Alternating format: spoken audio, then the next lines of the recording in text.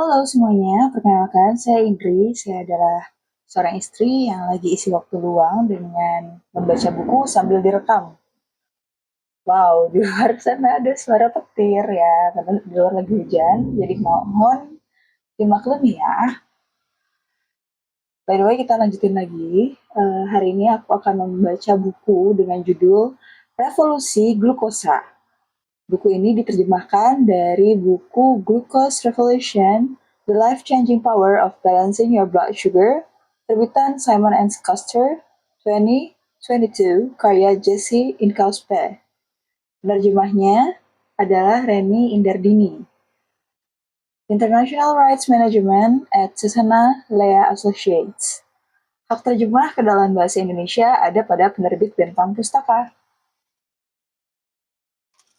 So, hari ini aku akan melanjutkan bacaan sebelumnya dengan subjudul sereal dan granola. Sebagian sereal lebih baik untuk kadar glukosa kita dibanding sereal yang lain. Carilah sereal yang mengunggul-unggulkan kandungan serat tinggi dan kadar gula rendah. Pada sampaikan di penghujung buku ini akan saya jelaskan cara menafsirkan label nutrisi di kemasan untuk memilih sereal yang sebaik mungkin. Kemudian, makanlah sereal itu dengan yogurt Yunani berkadar lemak 5% alih-alih dengan susu untuk menambahkan lemak. Lalu taburi dengan kacang-kacangan, biji rami, dan atau biji chia untuk menambahkan protein. Jika Anda perlu memaniskannya, tambahkan beri saja, bukan gula. Granola mungkin terkesan lebih sehat, tetapi biasanya kandungan gula dalam granola sebanyak kandungan gula sereal. Jika Anda menggemarinya, carilah granola rendah gula yang memiliki kandungan kacang dan biji tinggi atau lebih baik lagi, buatlah sendiri. Subjudul buah. Opsi terbaik untuk menjaga kadar glukosa tetap datar adalah beri, jeruk-jerukan, dan apel kecil masam karena buah-buahan inilah yang mengandung serat paling banyak dan gula paling sedikit. Opsi terjelek karena kadar gulanya paling banyak adalah mangga, nanas, dan buah-buahan tropis lain. Pastikan Anda memakan yang lain dahulu sebelum memakan buah. Subjudul kopi. Hati-hatilah terhadap minuman kopi yang manis dan ketahuilah bahwa cappuccino lebih baik untuk kadar glukosa Anda daripada mocha yang mengandung coklat dan gula. Jika Anda menyukai minuman kopi yang dipemanis, cobalah mencampur kopi dengan susu biasa atau krim atau lemak tidak perlu ditakuti dan taburkanlah serbuk coklat di atasnya. Tambahkan berupa susu nabati, boleh juga, tetapi susu Haver cenderung menghasilkan lonjakan terbesar karena kadar karbohidratnya lebih tinggi daripada susu nabati jenis lain. Sebab Haver termasuk padi-padian, bukan kacang-kacangan. Jika Anda menambahkan gula kopi, pastikan agar Anda terlebih dahulu memakan sesuatu yang menstabilkan kadar glukosa, kalaupun cuma seiris keju. Dan jika Anda bertanya-tanya apakah pemanis tertentu lebih berterima ketimbang pemanis lain, baca terus. Pertanyaan, bagaimana kalau saya tidak terbiasa sarapan? Tidak masalah, konsep yang sama berlaku. Apapun makanan pertama yang Anda santap pada suatu hari, pilih yang gurih untuk menyukseskan hari Anda. Di sini ada dua gambar. Yang pertama kurva ketika meminum es latte vanila, dan yang kedua meminum kopi dengan krim kocok. Keterangannya adalah minuman kopi yang manis bisa mencetuskan lonjakan besar. Pilih saja cappuccino, kopi hitam, macchiato, dan kopi susu atau latte polos, alih-alih kopi yang ditambah perisa, sirup, dan gula. Pertanyaan selanjutnya, haruskah saya memakan Haruskah saya memakan bahan-bahan sarapan sesuai urutan yang tepat seperti yang dijabarkan di kiat 1? Jawabannya idealnya iya, tetapi jangan khawatir kalaupun tidak bisa. Gunakanlah kiat-kiat di buku ini ketika mudah. Andaikan saja ada sajian berupa semangkuk yogurt biasa dengan taburan granola kayak biji dan kacang, sedangkan Anda ingin memakannya menjadi satu, silakan. Anda sudah membuat pilihan bagus dengan memakan itu alih-alih sereal. Pertanyaan selanjutnya, bukankah telur jelek untuk kesehatan kita? Jawabannya, Ilmuwan dahulu mengira bahwa memakan makanan berkolesterol seperti telur meningkatkan risiko penyakit jantung. Sekarang kita tahu tidak benar demikian, seperti yang sudah kita pelajari di bagian 2. Yang buruk sesungguhnya gula. Riset menunjukkan bahwa ketika para penderita diabetes tipe 2 mengganti Havermart dengan telur saat sarapan dan mempertahankan asupan kalori, inflamasi dan risiko penyakit jantung mereka menurun. Coba ini, lakukan sarapan seperti makan siang, yakni dengan mengonsumsi makanan gurih. Apa yang terjadi? Bagaimana perasaan Anda? Ringkasan, memakan sereal pada pagi hari telah menjadi kebiasaan banyak orang di antara kita. Namun, seperti yang Anda pelajari di halaman-halaman ini, sarapan manis menjadi tol yang mengantarkan kadar glukosa kita naik turun seharian bak roller coaster. Memakan sarapan gurih akan membantu mengendalikan rasa lapar, menghalau keinginan mengudap, mendongkrak energi, mempertajam kejernihan pikiran, dan lain-lain selama 12 jam berikut. Sereal untuk sarapan hanyalah salah satu kebiasaan yang saya ingin patahkan di sini.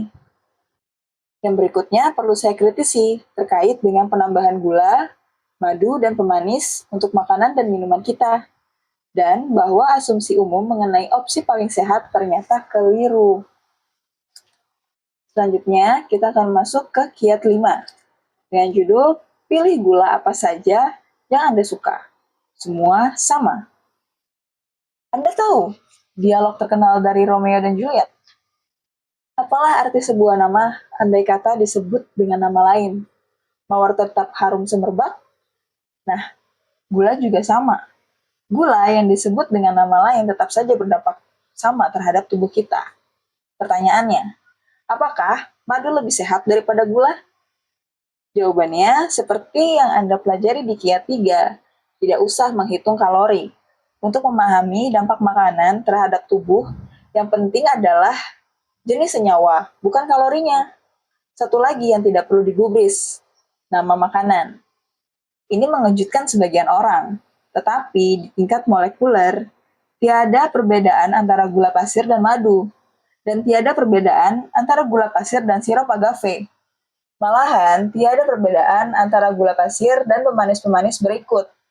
Sirup agave, gula coklat, gula halus, gula bubuk, gula merah, gula demerara, sari tebu, evaporasi, madu, gula muscovado, sirup maple, melasse, gula aren, gula siwalan, gula turbinado, atau mentah, semua mengandung molekul glukosa dan fruktosa. Hanya saja pengemasannya lain-lain, namanya lain-lain, dan harganya lain-lain. Madu pada dasarnya adalah nektar tumbuhan, tapi madu mengandung glukosa dan fruktosa, sama seperti gula pasir. Gula coklat yang kedengarannya sehat bukan? Terbuat dari bahan yang sama persis dengan gula putih, tetapi diwarnai. Ya, diwarnai dengan melase, produk sampingan dalam proses pembuatan gula menjadikannya terkesan lebih utuh dan kurang diolah. Gula muscovado malah berwarna lebih gelap daripada gula coklat, karena kandungan melasenya lebih banyak. Gula halus dan gula bubuk adalah gula pasir yang digiling hingga lebih halus lagi. Gula tebu, demerara, dan turbinado mentah berwarna kemasan karena tidak diputihkan dalam proses pengolahannya. Gula merah terbuat dari kelapa alih-alih dari tebu atau beet. Gula aren dan gula siwalan terbuat dari palem-paleman. Begitu seterusnya. Dan informasi yang tidak benar banyak beredar, misalnya Filipina, yang adalah penghasil terbesar gula merah, merilis data yang mengklaim bahwa gula merah lebih sehat daripada gula biasa. Sedangkan klaim ini belakangan terbukti keliru. Singkat kata, gula jenis apapun, tidak peduli warnanya, cita rasanya, atau tumbuhan asalnya, tetap saja terdiri dari glukosa dan fruktosa, dan tetap saja akan menghasilkan lonjakan glukosa dan fruktosa di tubuh kita. Pertanyaan selanjutnya, apakah gula alami lebih baik?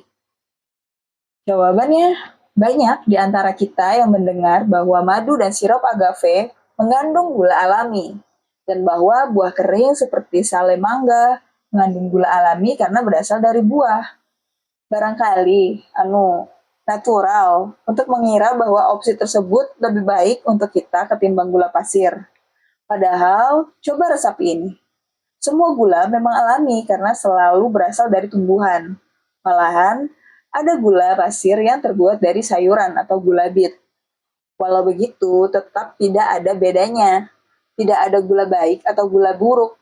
Semua gula sama saja, apapun tanaman sumbernya. Yang penting adalah molekul yang terkandung di dalam gula. Pada saat gula sampai ke usus kecil, semuanya berupa glukosa dan fruktosa. Tubuh kita tidak memproses gula secara berlainan, entah asalnya dari bit, agave, atau mangga. Begitu buah mengalami denaturasi, diolah dan diambil seratnya, gula yang dihasilkan menjadi gula yang sama seperti yang lain-lain. Di sini terdapat dua buah kurva, dengan gambar kurva pertama adalah saat meminum secangkir kopi dengan 2 sendok teh gula coklat. Dan gambar yang kedua adalah meminum secangkir kopi dengan 2 sendok teh gula putih. Keterangannya, banyak dari kita yang meyakini bahwa gula coklat lebih baik untuk kita daripada gula putih, padahal tidak ada bedanya. Selanjutnya, betul bahwa pada buah kering masih terkandung sejumlah serat. Tetapi, karena kandungan air buah sudah terkuras, kita bisa memakan buah kering lebih banyak daripada buah utuh. Oleh sebab itu, kita mengonsumsi gula jauh lebih cepat daripada dimaksudkan oleh alam. Sehingga, hasilnya adalah lonjakan besar glukosa dan fruktosa. Di sini terdapat satu buah kurva yang menggambarkan memakan 5 butir kurma mejol dengan keterangan, gula ya gula. Buah kering seperti kurma yang banyak tersedia di pasaran mengandung kadar gula yang sangat tinggi dan menciptakan lonjakan glukosa besar yang tidak sehat. Pilihlah buah utuh alih-alih buah kering. Subjudul, mari berkenalan dengan Amanda. Amanda, berusia akhir 20-an, mengklaim bahwa dia adalah penggila kesehatan yang senantiasa memperhatikan makanan dan gemar berolahraga rutin dan terus rajin berolahraga sepanjang kehamilan yang pertama. Oleh karena itu, dia terkejut berat ketika didiagnosis mengalami diabetes gestasional. Dia takut karena mengkhawatirkan diri sendiri dan juga bayinya, dan dia sekaligus merasa dihakimi oleh teman-teman dan keluarganya. Mereka juga tidak bisa mempercayai diagnosis tersebut. Kau, tidak mungkin. Kami kira kau sehat. Sementara bulan demi bulan berlalu, dan persalinan kian dekat. Kadar glukosanya terus naik, sedangkan resistensi insulinnya semakin parah. Dia merasa tidak punya kendali, dan dia sungguh mengira sudah makan sehat termasuk mengonsumsi banyak buah kering untuk memuaskan keinginannya mengudap yang manis-manis. Dia menulis kepada saya bahwa informasi yang dia temukan di akun Instagram Glucose Goddess membantunya kembali pegang kendali sedikit demi sedikit. Dia menyadari bahwa diagnosis yang dia dapat bukanlah kesalahannya. Unggahan dan informasi yang dibaca di sana membantunya memahami bahwa diabetes gestasional dialami oleh banyak orang sehat. Dia mempelajari macam-macam yang bisa dilakukan untuk mendatarkan kurva glukosa dan supaya tidak membutuhkan obat. Di sini ada 2 buah kurva, dengan kurva pertama itu adalah memakan 50 gram mangga kering, dan yang kedua memakan 100 gram mangga. Keterangannya, buah kering mungkin terkesan sehat, padahal tidak. Buah kering mengandung sejumlah serat, tetapi kandungan utamanya sama dengan kandungan gula pasir. Glukosa dan fruktosa pekat di dalam buah kering, melonjakkan kadar glukosa tubuh kita dengan dahsyat. Jadi, dia berhenti makan buah kering setiap hari. Kemudian, dia memilih makanan gurih untuk sarapan, mengganti Haver dengan telur.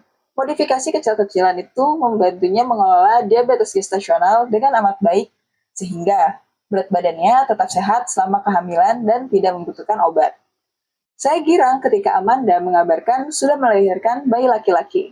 Mereka berdua bahagia dan sehat. Pertanyaan selanjutnya, bagaimana dengan indeks glikemik sirup agave yang lebih rendah? Pada saat kehamilan, Amanda juga diberitahu bahwa sirup agave lebih baik untuknya daripada gula, karena indeks glikemik sirup agave lebih rendah. Maksudnya apa? Mari kita telah. Walaupun semua gula sama saja, apapun sumbernya, memang benar bahwa rasio antara glukosa dan fruktosa tiap jenis gula lain-lain. Sebagian gula mengandung lebih banyak fruktosa, sedangkan gula yang lain mengandung lebih banyak glukosa. Contohnya sirup agave seringkali direkomendasikan kepada pengidap diabetes dan ibu hamil yang menderita diabetes gestasional karena indeks glikemiknya lebih rendah daripada gula pasir. Ini benar, lonjakan glukosa yang dihasilkannya memang lebih kecil, namun penyebabnya adalah sirup agave mengandung lebih banyak fruktosa dan lebih sedikit glukosa dibandingkan dengan gula pasir biasa. Sirup agave mengandung kira-kira 80% fruktosa, sedangkan gula pasir mengandung 50% fruktosa. Dan walaupun artinya sirup agave menghasilkan lonjakan glukosa lebih kecil, lonjakan fruktosanya lebih besar. Nah, ini masalahnya. Seperti yang sudah disampaikan di bagian 1, ingatlah bahwa fruktosa lebih buruk untuk kita daripada glukosa. Fruktosa membuat hati kita kewalahan, diubah menjadi lemak, mencetuskan resistensi insulin, menimbulkan kenaikan berat badan yang lebih tinggi daripada glukosa, dan tidak mengenyangkan kita. Oleh sebab itu, karena sirup agave mengandung lebih banyak fruktosa daripada gula pasir, dampaknya terhadap kesehatan kita malah lebih buruk daripada gula pasir. Jangan percaya gembar-gembor yang beredar. Pertanyaan selanjutnya, bagaimana dengan antioksidan di dalam madu? Jawabannya, ini pada dasarnya sama saja seperti menanyakan bagaimana dengan kandungan vitamin dalam sari buah. Dan jawabannya sama. Mengonsumsi madu karena ingin antioksidan sama tidak masuk akalnya seperti meminum sari buah karena ingin vitamin. Ya, madu mengandung antioksidan dan sari buah mengandung vitamin. Tetapi manfaat ini tidak mengalahkan dampak negatif dari kandungan glukosa dan fruktosanya yang tinggi. Asal tahu saja, kandungan antioksidan dalam madu tidak banyak-banyak amat. 1 sendok teh madu yang mengandung antioksidan setara dengan yang terdapat dalam setengah butir blueberry. Betul, separuh blueberry. Subjudul kabar baiknya, pilih gula apa saja yang Anda suka. Kita tidak perlu makan gula untuk hidup. Ingat bahwa tubuh kita tidak membutuhkan fruktosa, cuma glukosa, dan tubuh kita bisa memproduksinya sendiri jika tidak memakan glukosa. Kita juga tidak perlu makan gula untuk memperoleh energi. Ingat, gula sesungguhnya menurunkan level energi kita. Karena semua gula, dari manapun sumbernya, dimakan karena memberi kenikmatan. Pilihlah apapun yang Anda paling sukai dan konsumsilah dalam jumlah yang sedang-sedang saja. Jika Anda lebih menyukai cita rasa madu daripada gula pasir, silakan saja. Jika Anda lebih suka membuat kue dengan gula coklat, tidak apa-apa. Subjudul sebisa mungkin pilihlah buah jika ingin yang manis-manis. Ketika kita menginginkan yang manis-manis, yang terbaik yang bisa kita lakukan adalah memakan buah utuh. Ingat, demikianlah cara alam untuk menyajikan glukosa dan fruktosa. Berjumlah sedikit, tidak terlalu pekat, dan disertai serat. Tambahkan irisan apel ke Havermart Anda alih-alih gula pasir. Beri di yogurt Anda alih-alih madu.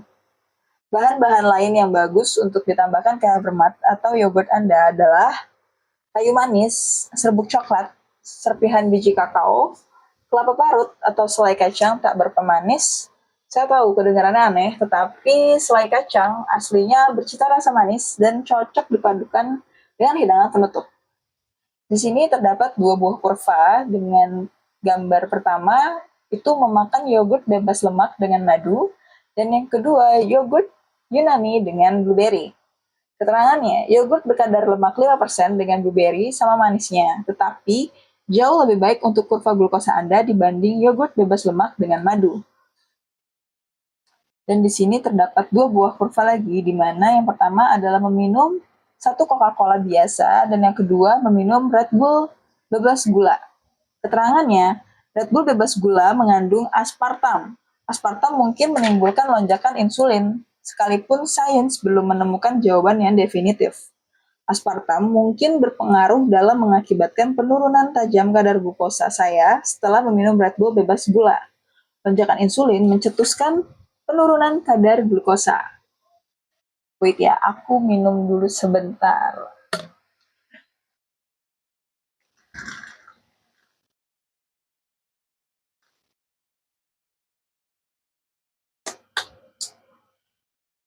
Oke, selanjutnya akan aku lanjutkan dengan membaca subjudul pemanis buatan.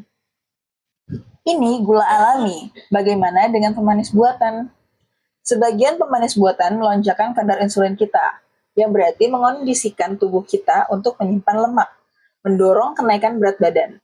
Contohnya, riset menunjukkan bahwa ketika orang-orang beralih dari meminum soda diet menjadi minum air, penurunan berat badan mereka lebih banyak, lebih besar 1 kilogram dalam kurun 6 bulan, menurut salah satu studi, tanpa mengubah jumlah kalori yang mereka makan.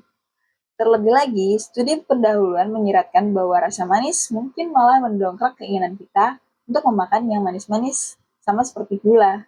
Para peneliti berteori bahwa lebih besar kemungkinannya kita meladeni keinginan tersebut. Pemanis buatan mengandung kalori lebih tinggi. Jadi, kita mengira tidak apa-apa makan sekeping kue kering lagi. Pemanis buatan mungkin juga mengubah komposisi bakteri usus kita, yang bisa saja berdampak negatif. Pemanis paling baik yang tidak menghasilkan efek samping terhadap kadar glukosa dan insulin adalah 1. Alulosa, 2. Buah biksu atau lohanpo, 3. Stevia. Dalam kurung, cari ekstra stevia murni karena ada yang dicampur dengan bahan pengisi yang melonjakkan glukosa. Dan yang terakhir, erythritol. Saya menganjurkan agar Anda menghindari pemanis buatan tertentu karena sudah diketahui meningkatkan kadar insulin dan atau glukosa, terutama ketika dikombinasikan dengan makanan, atau mengakibatkan masalah kesehatan lain. Pemanis buatan tersebut antara lain: 1. Aspartam, 2. Maltitol diubah menjadi glukosa ketika dicerna, 3. Sukralosa, 4. Xylitol, dan yang keempat acesulfam K. Pemanis bukanlah pengganti yang sempurna untuk gula. Banyak orang yang tidak menyukai rasanya dan bahkan mengalami pusing atau sakit perut bila mana mengonsumsinya. Lagi pula, rasanya memang tidak seenak gula. Menambahkan lohanpo ke jus untuk sarapan boleh-boleh saja, tetapi terkadang kita membutuhkan yang asli ketika membuat kue misalnya. Langkah terbaik menurut pendapat saya adalah menggunakan pemanis untuk melatih diri supaya kegemaran kita akan yang manis-manis berkurang, karena rasa manis memang membuat kecanduan. Pertanyaan selanjutnya, bagaimana dengan soda diet? Biar saya tegaskan, kalau perbandingannya cuma 2, lebih baik meminum soda berpemanis buatan daripada soda biasa. Tapi soda diet tidak sama dengan air. Soda diet mengandung pemanis buatan yang bisa saja mengakibatkan dampak negatif seperti yang saya jelaskan di atas. Subjudul selanjutnya, mengatasi kecanduan manis. Mudah saja untuk menjadi kecanduan rasa manis. Dahulu, saya juga pernah mencandu makanan manis. Ketika merasa demikian, bukan karena kesalahan kita. Ingat, rasa manis mengaktifkan pusat adiksi di otak kita. Semakin sering kita memakan yang manis-manis, semakin kita menginginkan yang manis-manis. Untuk melatih diri pelan-pelan supaya tidak terlalu menggandrungi rasa manis, berikut ini beberapa hal yang bisa Anda lakukan. Ganti gula untuk kopi Anda dengan alulosa, kemudian kurangi jumlahnya berangsur-angsur. Kali berikut Anda ingin permen, cobalah makan apel. Atau ketika keinginan mengudap datang menjadi-jadi, cermati perasaan itu dan tarik napas dalam-dalam. Menurut pengalaman saya, keinginan mengudap makanan manis biasanya berlalu setelah 20 menit. Tapi jika Anda masih mendambakan makanan manis, cobalah makan yang lain. Biasanya, makanan yang mengandung lemak seperti keju, ampuh. Saya juga suka mengonsumsi minuman seduhan yang alami seperti minuman kayu manis atau akar manis. Cara ini selalu membantu saya. Dan jika Anda masih menginginkan makanan manis, paling baik apabila Anda memakan yang manis-manis tanpa rasa bersalah. Ringkasan, kecil kemungkinannya kita bisa mengenyahkan gula secara total dari asupan makanan kita. Dan biar saya sampaikan bahwa begitu pun tidak apa-apa. Ulang tahun kurang asyik jika tidak menyajikan kudus special alih-alih kue ulang tahun. Daripada berusaha keras untuk melawan godaan gula, bagaimana kalau kita lebih sadar saja akan apa yang kita makan dan menerimanya. Dengan gembira sebagai bagian dari kehidupan kita. Saya memakan gula ketika ibu saya membuatkan kue ulang tahun, kek coklat dengan kerak gula berkilauan yang menyerpih. Ketika nenek saya membuatkan brigadeiro, kue Brazil lezat yang terbuat dari coklat dan kental manis. Ketika saya memakan es krim favorit saya, Häagen-Dazs coklat Belgia dengan 2 sendok full coklat. Atau ketika saya sedang bernafsu makan coklat. Bisa Anda tebak sekarang apakah saya menyukai coklat? Kali lain apabila menginginkan yang manis, saya makan berry, pohon po, selai biji badam, atau serpihan biji kakao. Saya sering kali mendapat pertanyaan seperti, saya minum susu dengan madu sebelum tidur. Boleh tidak? Bolehkah menambah sirup maple ke panaku? Jawaban saya, silakan dimakan kalau Anda suka sekali dan merasa tidak apa-apa kalaupun kemudian terjadi lonjakan glukosa. Subjudul, gula boleh asalkan tidak berlebihan. Kita sebaiknya berusaha juga untuk tidak membuat janji yang mustahil kepada diri sendiri. Saya pernah mengatakan, sorry,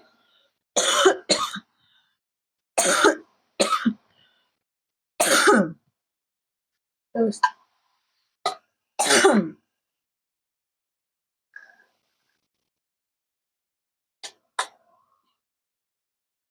tenggorokan saya kering. Oke, aku lanjutin lagi. Saya pernah mengatakan macam-macam seperti mulai besok aku tidak akan pernah lagi makan cupcake. Atau inilah kali terakhir aku membeli coklat. Ketika kita berpantang makanan tertentu untuk memaksa diri mengubah gaya hidup, pendekatan demikian tidak ampuh. Akan tiba saatnya ketika kita tidak tahan lagi dan melahap kue kering sampai habis setoples. Kita seringkali berpikir, jika tidak bisa melakukan sesuatu secara sempurna, misalkan menjalankan diet dengan taat, sebaiknya kita tidak mencoba sama sekali. Padahal keyakinan itu tidak benar. Yang penting adalah berusaha sebisa kita. Sementara Anda mulai merasa lebih baik, keinginan mengudap akan berkurang dan Anda akan terkesan sendiri karena asupan gula Anda ternyata berkurang begitu saja. Saya sudah berjanji di bab terdahulu bahwa andaikan Anda tidak makan gula saat sarapan, akan saya tunjukkan cara untuk menikmati gula belakangan pada hari itu. Caranya saya sampaikan di 3 kiat berikut, yang sekaligus menjaga kurva glukosa Anda tetap stabil. Artinya, Anda bisa memakan kegemaran Anda tanpa mengalami kenaikan berat badan yang besar, menjadikan kulit Anda semakin keriput, menambah plak di pembuluh nadi, atau menderita dampak jangka panjang lain akibat kadar glukosa tinggi. Kesannya seperti sihir, padahal bukan. Sains sudah membuktikannya. Dan itu adalah akhir dari bacaan aku hari ini, karena aku udah batuk-batuk ya. Dan kondisi semakin tidak kondusif karena di luar hujan sangat deras. Jadi akan kita lanjutkan bacaan ini di lain waktu dan terima kasih yang sudah mendengarkan. Semoga kita mendapatkan manfaat dari yang sudah saya baca dan kita dengar hari ini. Terima kasih. Bye.